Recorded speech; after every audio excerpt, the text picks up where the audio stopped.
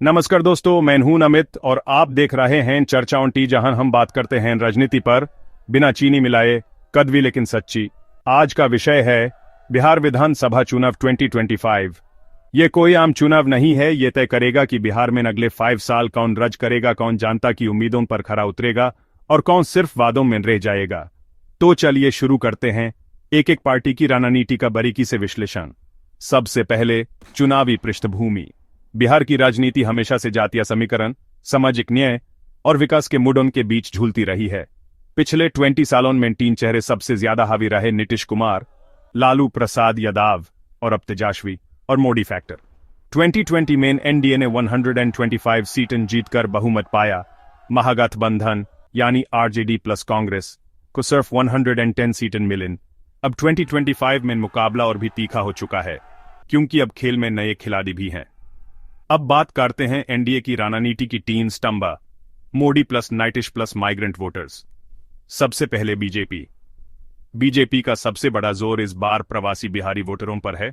भारत के 22 राज्यों में फैले हुए इन लगभग 3 करोड़ प्रवासी बिहारियों को टारगेट कर रहा है बीजेपी का आईटी सेल। उन्हें फोन किए जा रहे हैं, डेटा लिया जा रहा है, ट्रांसपोर्ट प्लान बन रहा है ताकि वे वोटिंग के दिन घर आकर वोट दें। इसी के लिए 150 जिलों में प्रवासी अभियान टीम बनाई गई है। अगर यह प्लान सफल हो गया तो बिहार का खेल उलट सकता है। अब जेडीयू।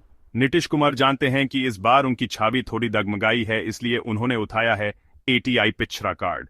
अति पिछड़ा जनसंवाद यात्रा के जरिए वे हर गांव जा रहे हैं। मुसहर, नाय, लोहार, कुशवाहा जैसे जातियों पर फोकस है।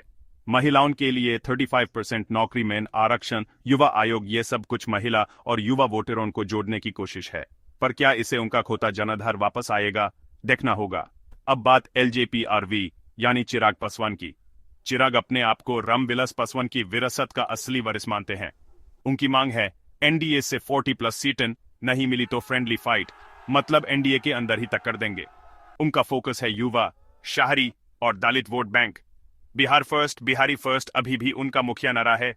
क्या वे एनडीए का हिस्सा रहेंगे या अलग होकर नया समीकरण बनाएंगे? बड़ा सवाल है। अब आते हैं इंडिया गठबंधन पर, जहां है सामाजिक न्याय, बेरोजगारी और नया जोश। सबसे पहले आरजेडी और तेजस्वी यादव इस बार मुख्यमंत्री पद के सबसे प्रबल दावेदार बनकर उभरे हैं। उनकी पार्टी आरजेडी अब भी बिहार की सबसे बड़ी पार्टी है। 2020 में 75 सीटें मिलीं।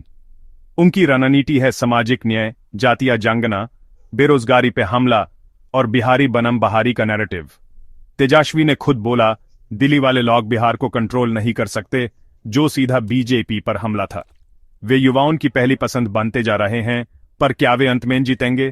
कांग्रेस की बात करें तो इस बार ज्यादा सीटें नहीं मांग रहे, सिर्फ 40-45 सीटें, लेकिन फोकस है महिला वोट बैंक पर।